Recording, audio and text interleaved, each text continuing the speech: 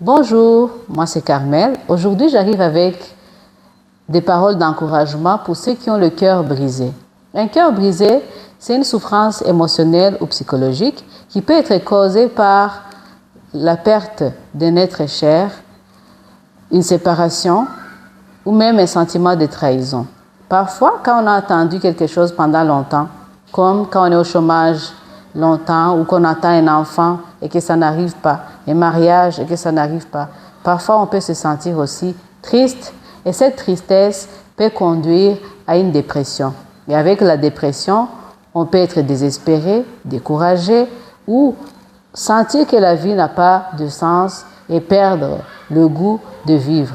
Nous avons connu des gens célèbres, riches, qui se sont suicidés ou même qui ont recouru à l'alcool ou à la drogue pour résoudre leurs problèmes. Et malheureusement, ça n'a pas fonctionné.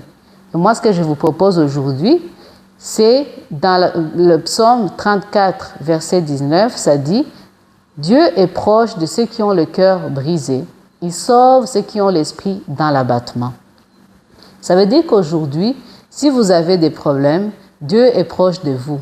Il connaît votre situation. Il est omniscient. Donc, il connaît toutes choses. Il est aussi omniprésent. Ça veut dire qu'il est avec vous et il est omnipotent. Ça veut dire qu'il a le pouvoir de changer cette situation. Il a le pouvoir de restaurer ce que vous avez perdu, mais il a aussi le pouvoir de créer de nouvelles choses dans votre vie. Ce qu'il nous demande dans Philippiens 4, 6 à 7, c'est de prier. Ça dit, ne vous inquiétez de rien. En toute chose, faites connaître vos besoins à Dieu par des prières et des supplications et des actions de grâce. Et la paix de Dieu, qui dépasse tout entendement, gardera vos cœurs et vos pensées en Jésus-Christ. Alors, ce qu'il nous demande, c'est vraiment de prier. Dieu veut une relation avec nous. Il veut une relation avec nous et c'est par la prière qu'on va rentrer en relation avec lui. Et il va se révéler à nous. Et il nous promet qu'il va nous répondre, qu'il va répondre à nos prières.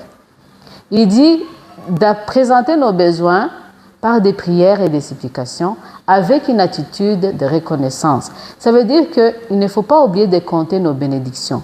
Même s'il y a des choses en ce moment qu'on a besoin, qu'on cherche, qu'on attend, il y a quand même des choses que nous avons. Si vous avez, par exemple, si vous êtes en train de chercher un emploi, peut-être que vous n'êtes pas sur un lit d'hôpital. Peut-être que vous avez à manger et que vous avez, vous vous habillez, vous avez quelque part où vous habitez. En ce moment, il y a quelqu'un d'autre qui est en train de prier pour ce que vous cherchez. Donc, c'est important, même si on a des choses qu'on veut, c'est important aussi de compter nos bénédictions, de ne pas oublier de voir ce que nous avons. Parce que les choses que vous avez, il y en a. Donc, c'est de compter vos bénédictions et Dieu nous promet de nous donner la paix qui dépasse toute intelligence. Ça veut dire que c'est de nous donner cette paix que nous pouvons avoir dans les problèmes, dans les difficultés. Arriver à dormir même si nous avons des problèmes. Vous savez, la paix n'a pas de prix. Il y a des gens qui ont l'argent qui n'arrivent pas à dormir, qui n'ont pas de paix, qui se suicident parce qu'ils n'ont pas de paix, qui ont l'argent mais qui ne peuvent pas utiliser cet argent pour acheter la paix, pour acheter le sommeil, qui ont l'insomnie. Dieu nous promet de nous donner cette paix, mais il faut qu'on rentre en relation avec lui. C'est comme ça qu'il va se révéler à nous. Il va nous révéler de grandes choses.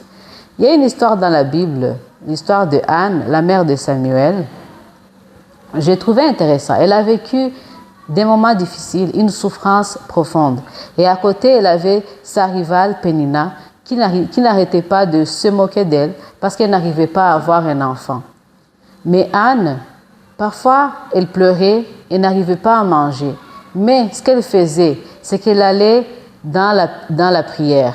Elle allait dans la maison de l'Éternel, elle priait, et elle a prié année après année.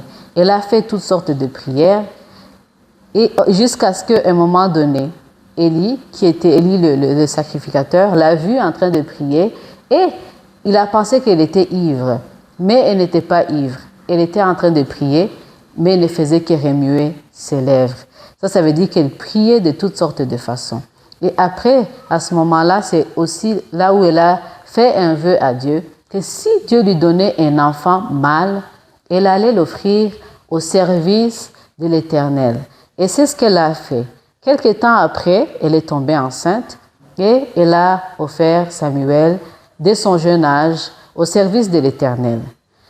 Qu'est-ce que ça veut dire? Ça veut dire que même si la parole de Dieu dit que Dieu l'avait rendue stérile, c'était pas pour la punir. C'était comme pour qu'elle puisse se rapprocher de lui, pour qu'il puisse lui révéler le plan, être aligné au plan qu'il avait pour elle. Parce que Dieu savait que ça serait par Anne que Samuel viendrait. Dieu savait d'avance que c'est Anne qui allait être la mère de Samuel. Et Samuel était un prophète qui a marqué, que Dieu a utilisé à son époque, dans sa génération. Puisque à ce moment-là, les enfants d'Élie avaient eu des comportements que Dieu n'avait pas appréciés. Et Dieu avait trouvé bon de le remplacer par Samuel. Dieu savait que Anne, c'est elle qui serait la mère de Samuel. Ce que je veux vous dire, c'est que Dieu a un bon plan pour vous. Même si vous êtes dans les moments difficiles, rapprochez-vous de lui. Peut-être que c'est comme Anne, comme ça a été pour Anne, peut-être que ça sera l'occasion de vous montrer vraiment des grandes choses qu'il a pour vous. Peut-être que ça sera l'occasion, si vous vous rapprochez de lui, il va se révéler à vous et vous ne serez plus la même personne. Vous allez découvrir des grandes choses et vous allez aussi être élevé spirituellement. Anne n'était plus la même personne après cette situation. Dieu a restauré sa joie, mais elle a compris que Dieu était la source de tout, que c'était la source de sa joie. Et c'est pour ça même que, avant même qu'elle ait eu l'enfant, elle avait fait un vœu qu'elle donnerait cet enfant à Dieu. L'enfant qu'elle avait pourtant attendu pendant longtemps. Ça veut dire que Dieu s'est révélé à elle de façon que elle a compris que ce qu'elle allait avoir de plus cher, ça valait la peine de l'offrir à Dieu.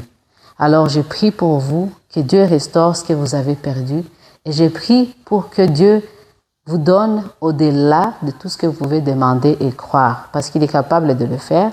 Et je prie aussi pour vous pour que Dieu puisse créer de nouvelles choses dans votre vie, qu'il amène à l'existence des choses qui n'existent pas encore parce qu'il est capable de le faire.